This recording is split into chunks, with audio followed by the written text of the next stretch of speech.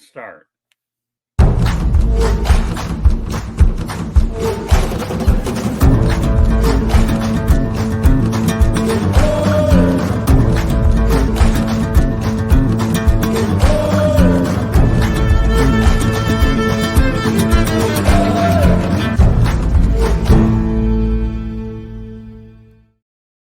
Happy Monday, everybody. It is Monday Night Baseball. Our style, 108 Stitches Baseball Talk. My name is Scott Morgan, Motor City Madmouth. Pleased to be joined by George Eichhorn and JT Talk. We are your regulars on this show, and when there's a guest, we will let you know it as well. So, with that said, before I talk about my two partners here, let me go over some topics that we're going to address. We're going to talk about Billy Eppler, the former New York Mets general manager, two-time Cy Young Award winner Corey Kluber, a couple of former Detroit Tigers that have found homes, Oakland A's hiring Jenny Cavnar, and we'll talk about the Giants signing of Jorge Soler, the former Miami Marlin. With that said, let me bring in the dynamic duo next to me, and the first one is one that I've known a long time, George Eichhorn. Welcome back to...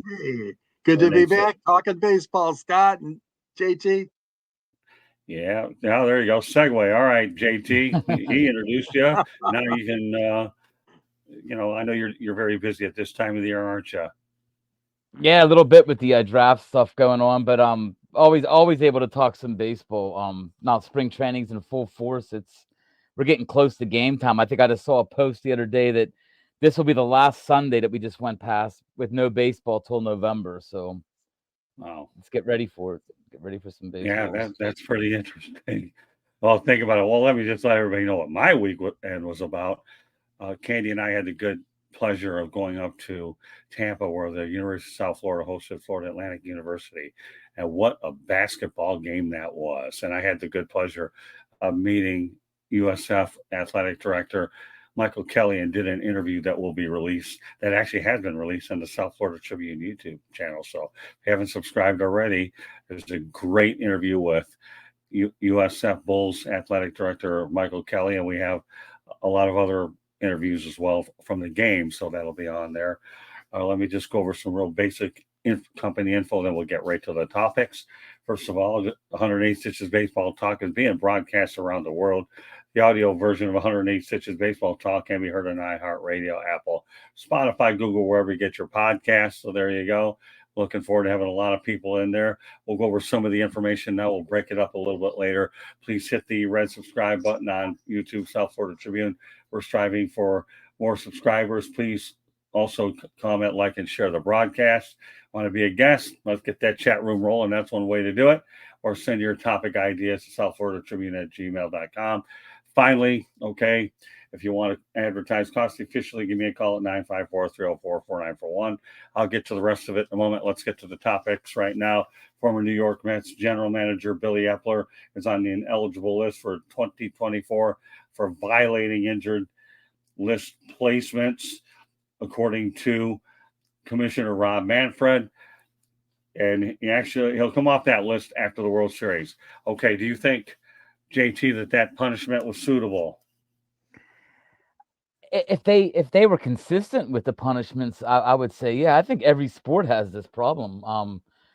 We just saw Kadarius Toney screaming out loud that he wasn't hurt, and the Chiefs kept talking about him being an injured player, and I think every team in every sport has a way of fabricating injuries, especially baseball with a 26-man roster. I believe that this is happening a lot more than not Billy Eppler. So as long as Major League Baseball is consistent with the punishments, I have no problem with this, honestly. I just think that there's a lot more that meets the eye. I think a lot of teams does this, especially if especially in the old days too, with the extra inning games. When you play a 15-inning game, how many times did you see a relief pitcher magically hurt his arm in that game so you can call up a young kid that didn't throw? So my opinion is that Major League Baseball needs to be consistent with their punishments, and I don't have a lot of faith that they will be, being honest. George? Well, yeah, I was kind of surprised. I didn't know that this was something that was going on. I'm not in favor of it at all. Obviously, it's called cheating. And, AJ Hinch, lost his job and general manager of the Houston Astros. And we all know what happened there. Very severe punishment for cheating. So, I mean, I agree with you saying, JT, but I think baseball is trying to be consistent when it's such a blatant type of thing like this, and you're monkeying around with injury lists and unable to play and unable to perform lists. And you're right though. I mean, if this is going on, other teams are doing it. I think what happens is sometimes if the first guy, they're going to hit hard. They're going to hit him hard. So I'm not trying to see. I don't know the record of any time that an executive has been fudging lists or getting caught or not. All I'm saying is that because he was caught, and this is something they really want to get rid of and clamp down on, odds are that they were going to definitely do. Now, that being said, a long suspension, that being said, does he have any kind of hope to go to an arbitrator or a judge or any kind of hearing or anything like that? I don't know, to try to lessen it, perhaps. But the fact of the matter is I think, part of this is they're setting the example that these managers and front office executives mostly shouldn't play around and fool around with stuff like this, injured lists and who's healthy and who's not, etc. Yeah, I don't see where he could go to an arbitrator. You're talking about an executive here. We're not talking about a player. We have a players association. So the reality is Mr. Eppler is going to spend 2024 watching baseball like the rest of us. Okay, he's going to be watching it on TV. Who knows if he'll be making contacts? It's not like second chances aren't going to be given, because they do. But, or let's face the reality, this happens in the NFL all the time. Hiding players, they have so many different injury classifications: questionable, doubtful, out. And what was the other one a long time ago? And then nobody knows what any of the terms really mean anyway. Yeah. So as far as taxi Mr. squad. Eppler, it's just pretty much Yeah, taking the year off, and not like he hadn't made any money, so he'll be hanging out at the golf course, or nowadays everybody with all these big TVs are going to be watching it anyways, and go from there. I mean, I didn't know AJ Hinch was going to get rehired, and was it Joey Cora got hired right away? By the Red Sox again? Yeah. So I mean, or was it Joey or Alex? I don't know. It was a Cora anyways. Help me out a little bit, but either way, the guy did come back nevertheless, and poor Ron Renicky was only there for 1 year, and then he was out, and then another Cora took his job back again. But no, in all fairness, there's no way. He's just gonna have to sit it out and pay the price. So, all right, onwards we go. 2-time Cy Young Award winner Corey Kluber retires after 13 years. His win-loss record's 116, 77, 3.44 earned run average with 5 teams. 3-time All-Star, 2 Cy Youngs. Pitched a no-hitter on May 19th, 2021 for the Yankees. All right, we're going to go back to JT. What are your thoughts about Mr. Kluber? I thought Kluber was a solid number, like I would envision him as a solid number 3 guy, maybe a 2 guy throughout his career. He won 18 3 times actually. Won 18 3 times, won 20 1 time. So he had some really big seasons, but I would say after his 33, 34-year-old season, he just couldn't stay healthy. He did throw that no-hitter, like you said, which was sort of out of nowhere for him. That was basically in his twilight of his career, but I thought he had a solid career. I mean, Cleveland especially, he was Cleveland's go-to guy. But I would put him as one of Cleveland's better pitchers during their runs in the early 2000s. He was solid. He was a guy that didn't really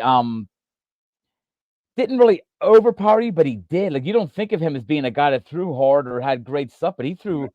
He had 1, 2, 4, he had 5 years in a row of over 200 strikeouts. He was a guy that had some good stuff, and I think he made the most of what he was given, baseball was. George? Yeah, I think I echo a lot of those sentiments. He had a very good career, not an outstanding career, of course, but by today's standards, he had a very good career, and And just like you said, JT, I mean, his best days were as a Cleveland Indian. Trust me, the local fans here in Detroit saw a lot of him, and most of the time it was a loss for the Tigers when they went up against him in his heyday. You mentioned the Cy Young, two Cy Young awards he won, and that no hitter. I think he had a very steady career. And obviously not enough for any kind of Hall of Fame consideration, but the Indians probably may, retire his number someday. I don't know, or honor him in some special way. But I always liked him. I admired him because, like I said, whenever I saw him here, he's facing the team, the Tigers, and he usually pitched pretty damn well. and I really remember some of those games where he was lights out. So he had a great run, and it had to end unfortunately with the Red Sox. And last year was his last year, so he's doing probably the wise thing is to end it now. And he had a nice Well, run in George, the middle of his career too, with five years in a row. He threw over 200 innings. You're not going to see that anymore from these pitchers nowadays. So he was a workhorse. He was a guy that would go deep into games, and I didn't get to see him quite as much as I probably would have liked. I mean, being in Pittsburgh, we got to play Cleveland one series a year. Usually we did that rivalry matchup once a year. But I agree. I think he'll be a guy that's on the Hall of Fame ballots where you'll see getting votes, but he's not good enough to get into the Hall of Fame though. well, the Hall of Fame he's going to get will be the Cleveland Indians Hall of Fame is what he'll get into. Yeah. Every team usually has their own Ring of Honor, Hall of Fame, whatever you want to call it. He'll get there. And you're right. By today's standards, he wasn't innings eater, but I talk about today's standards. Again, George, you saw him play some clutch ball for the Indians, and look at his record. I mean, he's still, when you look at it, it's not bad. 3-time All-Stars, and anything to feel bad about. 2 young Cy Young awards and a no-hitter. Now, I guess the closest thing he'll get to Cooperstown is he'll be recognized as one of the pitchers that threw a no-hitter, which will segue to another topic that I have in a moment. So, and with that said, let me just go ahead and continue on some of the company information. And just so you folks know that if you want to advertise cost efficiently, give me a call at 954-304-4941. We broadcast live on Facebook, LinkedIn, Twitter, and YouTube. Our website's www.southfloridatribune.com, Twitter/X@Tribune South. Candy Ebling is behind the scenes as well as producing. And I do have a book out there called Lessons from the Microphone, Tuning into the Enduring Wisdom of Visionary Leaders, Old School Media versus New School Media. It's available on Kindle and Amazon, continuing on.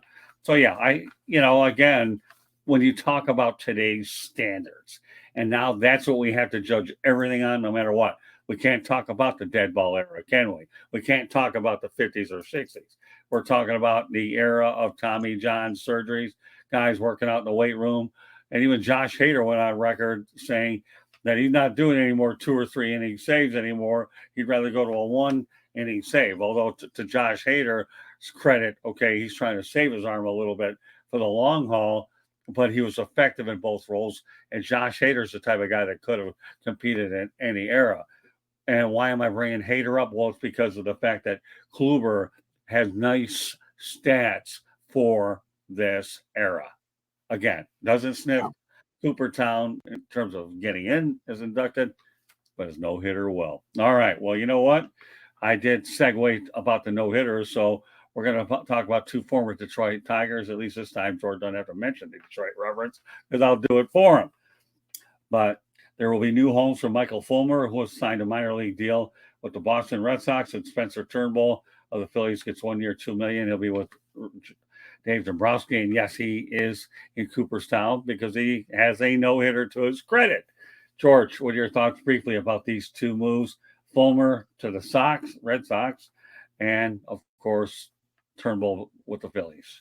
Yeah, Fullmer, of course, had the Tommy John surgery, and he was American League Rookie of the Year. So when he was with Detroit, he had a couple of really good seasons, especially his rookie year. He was an innings eater, and he fit in right well. This was after, of course, guys like Verlander and Scherzer and those guys were gone.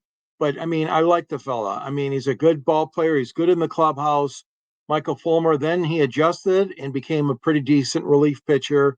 I just think that the Tigers obviously were going in a different direction. They didn't want to continue with, you know, whether he was going to make it back or not. So, I mean, they gave him, you know, Minnesota's given him a chance. I'm glad that. As far as Spencer Well, Turnbull, again, well, another fellow that I, sure. go ahead. Fulmer's going to the Boston Red Sox, not Minnesota. Oh, Just want to make sure. I'm sorry, Scott. Yeah, It's the Red okay. Sox, not the No Twins.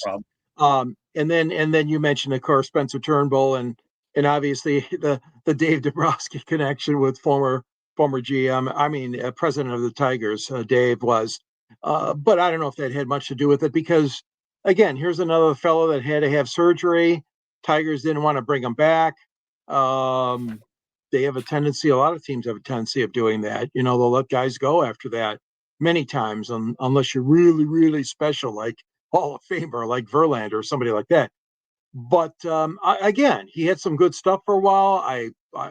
That no hitter pretty much caught me and other observers off guard. We didn't think Spencer Turnbull had it in him to be a no hit pitcher. But that being said, like you said, Scott, he's got a place now on the display at Cooperstown with the no hitter. So I wish both fellows well.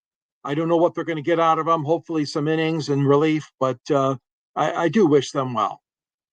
All right, let's go to the chat room. Candy Eveling has a good stat on Michael Fulmer. Okay, 2-year pack, but isn't expected to pitch. I believe she means until 2025. So they're not expecting anything out of him. The thing I'll make mention about before I turn over to JT though, is right. Okay, he wasn't expected to pitch in 2024. Injuries have always he's been injury riddled. He reminds me of today's Dennis Eckersley and johnsmoltz, where he can either go in the bullpen or as a starter, a combo guy. So, but that said, I'll turn it over to JT and let's evaluate. And then I'll go back. Well, let me just say this: Spencer Turnbull, obviously, 2 guys, good stuff. Injury histories, not good. Okay, now JT. Fulmer, I mean, yeah, you look at what he's done in his career. He won the Rookie of the Year, starting pitcher for 3 or 4 seasons in the major leagues, and he turned himself into a quality middle relief pitcher, which is always nice to have on teams. Boston's taking a chance on him for the future that he'll be able to throw out of their pen, but guy has good stuff. From what I remember too, I've always been in a it's called a simulated baseball league where you draft year in and year out. I've been in it for 23 years, so I remember the year that Michael Fulmer came out and we got to draft him. He was one of the higher guys to go in the draft, and he had a couple really good seasons, and I don't think nothing wrong with that pick. The Spencer Turnbull going to the Phillies. I sort of like what the Phillies are doing here with this chance. This kid's been hurt most of his career, but if you look at what he's done, minus the last season when he got hit pretty hard for Detroit in his 7 starts, he's done pretty well. In 2020 with the Tigers, he had a 3.97 and 11 starts. And then in 21 he had a 2.88 and 9 starts. So this guy, even the year he went 3-17, he still had a 4.61 ERA. The guy ain't a guy. He's a guy that can throw the ball. He's a former 2nd-round pick. The Phillies do a good job of picking guys up like this that you think may be at the end of their playing days or maybe not have anything in the tank. And this is this is a pick that I would have liked to see my team take. Just a guy that you take a chance on and maybe he starts to find it. Because I mean, he has pedigree. There's no doubt about it. And both of these guys should hopefully they do well in their new spots. And Fullmer coming back from an injury and Turnbull he's 1 year out from a pretty bad surgery as well. So good luck to both of them. And I like Spencer Turnbull. I like the signing a lot for just a little minor league signing. There's nothing wrong with the signing at all. Well, I'll say one thing about Spencer Turnbull. One of the most interesting things that's ever happened with him, throws that no hitter. I asked Don Mattingly a question on a Zoom call. Said all these no-nos are great, but baseball's not in a good place. And one of the Marlins beat people picked it up, put it on his Twitter page. I think got 392,000 hits at the time. Anything that Don Mattingly says about baseball is viral, and everybody knows about Don Mattingly. When you hear Don Mattingly talk, you listen and you watch. So Spencer, well, and the guy was so nice. His name was Craig Mesh. He said, Scotty, that was your voice in the background. And then he sent me the clip, and I put it on the South Florida Tribune. And Craig is one of the nicest guys you'll ever meet anyway. So I wanted Spencer, to add, Scott, just one other thing. That was a 2-year deal that Fullmer signed, by the way, with Boston. But it's called a 2-year minor league deal. Yep. Okay. Well, that's fine. It's a 2-year deal, minor league. Well, it's a low-risk move no matter how you slice it. Right. Originally drafted by the Mets. They picked him in the first round. The Mets did, not the Tigers. He was traded for Cespedes. Right. Yeah. Right. Yeah, I was just about to ask you. So, no, that's okay. Yeah. Thank you. Thanks for providing that information. But back to Turnbull. Hey, Craig Mish, Turnbull, donmattingly, potent situation. I learned a lot about technology and I understood what viral meant after that. So I wish both players well and their change of sceneries. We'll see what happens. This time of the year where you can get bargain basement players, give them another chance, and you go from there. 2 other things I want to get to tonight. Oakland A's hired Jenny Cavnar as their new primary play-by-play announcer. She's the first woman to be a primary play-by-play in MLB history. Now I think the recent news coming out of Oakland is they could be staying in Oakland until the Vegas stadium is built. So, Jen, the only advice I still have for you is, okay, don't buy a house. You might want to rent one if you're not already there. But the reality, but I'm happy for her. So, JT, let's talk about Jen. I'm happy. I mean, it's all starting. It's changing slowly. It's way within its time for these females to get jobs and in the sports world like they are. Like I find it it's almost automatic when I watch an NBA game now. I see a female referee. I think we're going to you're starting to see some teams hiring baseball people as well that are in the dugout and doing things like that. So I mean I'm a guy that believes that everything we're all one. I have no fear if a female starts taking over a guy's job. I think it's great. If she knows the game and loves the game, and she has passion announcing the game, and then I love it. I mean, if you love baseball, I don't care what you are, who you are, what color you are, just do your thing and enjoy it. And I'm glad for Oakland. I think Oakland's that's good. I mean, Oakland is having their problems. I think it's a great hire for what's going on in their background. They have a lot, like you mentioned, with the stadium. I did hear Sacramento might be a year or 2 they could play in Sacramento. I didn't get real involved in that, but they got a lot going on. I think it's a great signing. All right, before I turn over to George, one woman that I really think you could hear down the road, her name is Kelly Sacco, spelled S-A-C-O. She actually played softball, I believe, at Syracuse University. She's been with the Marlins for a while. She obviously serves as a reporter down there. I've seen her in the booth from time to time. Watch out for the name Kelly Sacco. She's a very attractive woman, but more importantly, she's very knowledgeable about baseball and one of the nicer people you'll ever meet. I've gotten to know her real well. And I'm sure that there's a lot of other females that are qualified for the play-by-play position. Definitely. But as far as Jennifer is concerned, more power to her. If you can get a job doing play-by-play and MLB and somebody thinks you're good enough to do it, I wish her well. All right, George. Well, there's no question that becoming a play-by-play broadcaster in any of the 4 major sports for a woman is very difficult to get into. We know that for a fact. I mean, it's not just Major League Baseball. It's the NBA.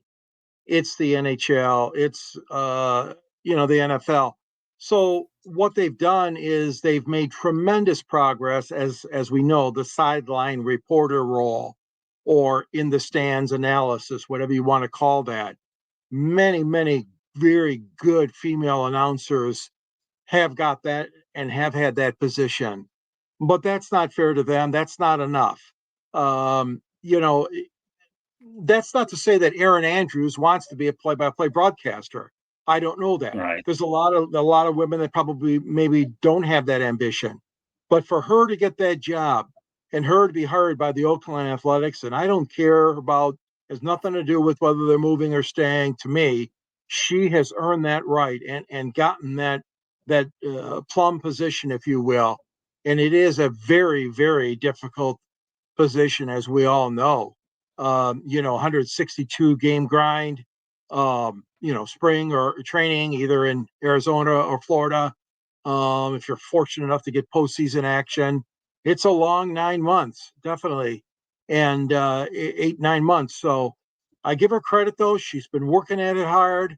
The Tigers, now get this, not until last season, I'm talking 2023, did they introduce a female on their broadcast team in a regular role.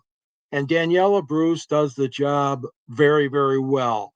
And she does a lot of features. She does a lot of interaction sometimes with Dan Dickerson. But I'm just saying that's how long a team, for example, took 2023. But that being said, there's lots of opportunity. There's lots of openings. And I give her credit. I'm looking forward to hearing her. And I'm also going to keep the name that you gave us, Scott, for the Marlins announcer, too, and hope for one day for her to get, a break and get into play-by-play as well. Yeah, folks, I'll mention it one more time in case you're just joining us. Her name is Kelly, Kelly Sacco, Sacco. She's a dynamo. She really, really is. And I've watched her a lot. I see the way she asks questions when we're doing our media availabilities, and she's just a remarkable baseball person. That's a name to watch out for. All right, last thing we're going to talk about, San Francisco Giants signing Jorge Soler to a 3-year, $42 million contract. Marlins had him. I was impressed with Jorge. Hated to see him go. But Giants needed some help offensively. Biggest thing was Soler is he has to stay healthy. One year he wasn't healthy with the Marlins, but then we saw what Soler could be like, enabling the Miami Marlins to make it to the postseason last year. With that said, you're in the National League, JT. You obviously see the Marlins a little bit more than, a lot of Detroiters do. Some thoughts about Soler going to the Bay.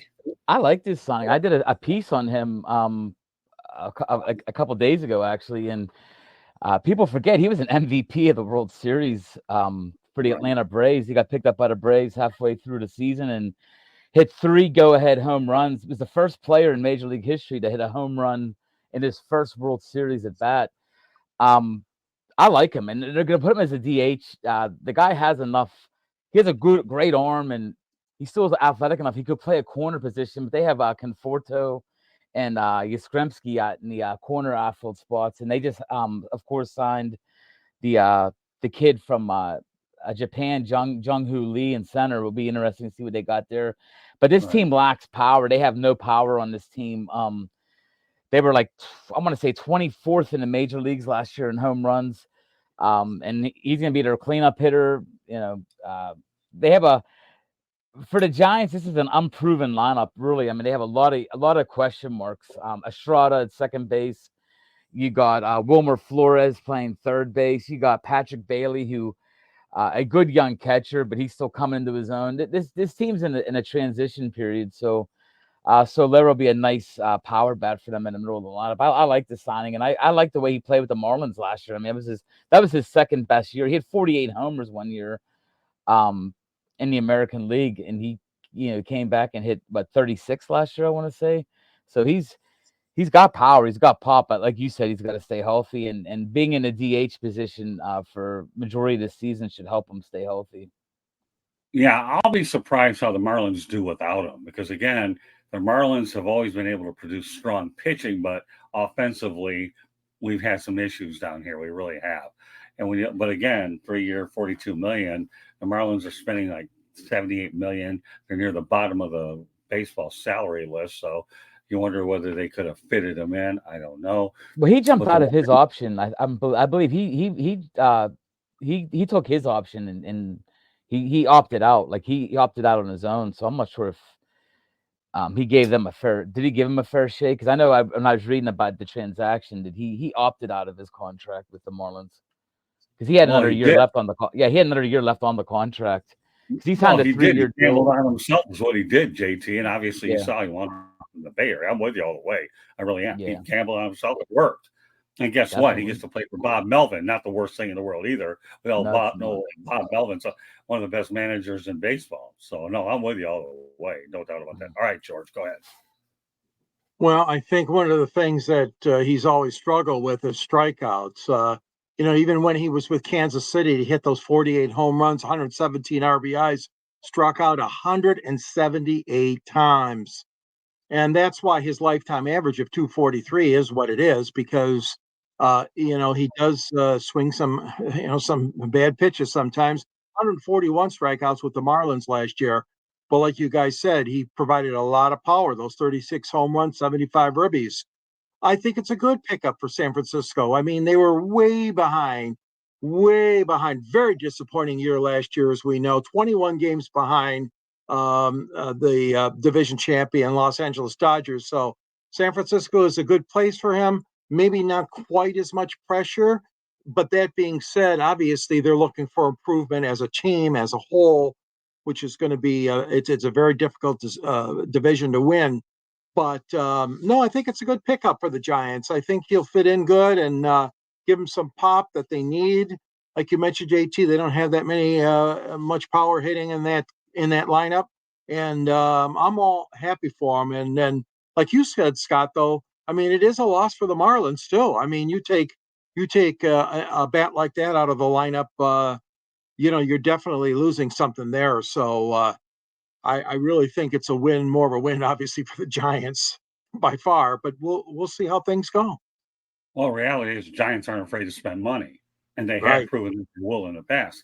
Marlins obviously are much, they're on a fixed budget. They know what they can afford with their break-even period, regardless of what the luxury tax total, Yeah. where they get an infusion of money. They have to. The Marlins' whole thing is they develop players. What they do, keep them around as long as they can. And if there's a guy that they can go to a longer-term contract, that they will do it. Not like which is more so better under this regime than it had been in the past. But we'll have to see. But I do think that Soler's in a good spot. But that concludes this edition of 108 Stitches Baseball Talk. So, JT, why don't you let everybody know how they can get a hold of you? Yeah, get a hold of me, www.draft412.com, www.draftnation.com, coming very soon. We're finishing up the final touches as we go over. We have our guys in Carolina, Draft Carolina, the Draft 317 in Indy. We're going to be at the Combine coming up. You can get a hold of me at jt@draft412.com. And Scott, I got to figure out how far you are going to be away from me. I'll be in some little town outside of Bradenton. I can't remember the name, but my cousin lives there. I'll be staying with her for 10 days. So maybe we can hook up for a beer and talk some baseball. I have news for you. I just came from Tampa. You think Bradenton's a walk in the park for me, pal. Don't make any difference. And I drove 4 hours hard into major rain yesterday to get with you in Bradenton.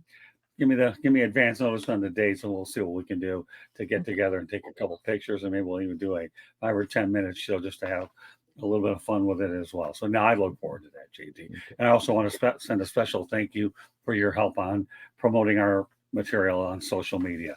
That's what it's all about. We're all trying to build a brand, to collaborate collectively, and you've been a great addition to what we're doing. Plus, also, you're a heck of a commentator on baseball, which is something that I was looking for, and you fit the bill. All right, Miss the other author in this group. Go ahead, Icorn. Okay, you can read my work at the South Florida Tribune under the Motor City Tribune banner. At the end of that column, you'll see a little tag that can connect you with looking at my book. If you like to buy one, Amazon.com, Detroit Sports Broadcasters on the Air. You can follow me here on many of these stations, 108 Stitches, Pundit's Pundit, the Sports Exchange, Fire Up Show, everywhere, where Scott needs me. And we've got a great association, him and I going, approaching 45 years now. So it's really great to be able to talk sports. You can reach me at gicorn@yahoo.com or on LinkedIn under my name, or on X or Twitter, SandGSports99. So great being part of the show tonight again, guys, and talking baseball. Oh, great to have you on as always. Yeah, you're very versatile, and I know you come on when we need you, wherever we need you. So one thing about that's important here is we want people to be very versatile, promote the brand as well, but more importantly, have fun. And that's what it's all about. Our goal is educate and inform. Just to give you a Cliff Notes version of how to reach us, just go to www.southfloridatribune.com. And again, our broadcasts are aired on YouTube, Facebook, LinkedIn, Twitter, and the rest. And of course, We have the audio version circulating amongst iHeartRadio, Apple, Spotify, Google. Everything you're going to find it on us is through our website, www.southfloridatribune.com. And one more last reference in case you're joining us about my book. It's called Lessons from the Microphone, Tuning into the Enduring Wisdom of Visionary Leaders, Old School Media versus New School Media. And it's available on Kindle and Amazon. Anybody that's aspiring to get into media can learn from it, or those individuals that wonder how it used to be can definitely gain. So it's a read for everybody out there. Once again, it is available on Amazon and Kindle. We will be working on the audio book at some particular point, but that'll come later this year. I have other book ideas I want to address as well. I do want to thank over the weekend the folks at the University of South Florida, my alma mater, for their hospitality with Candy, Eppler, and I over the weekend. And I take a lot of pride with my alma mater, and it was just a fun weekend where we got a lot accomplished. So there'll be some updates on the South Florida YouTube channel with videos that came out of that. So on behalf of George Eichhorn and JT Talk, my name is Scott Morgan, Motor City Madmouth.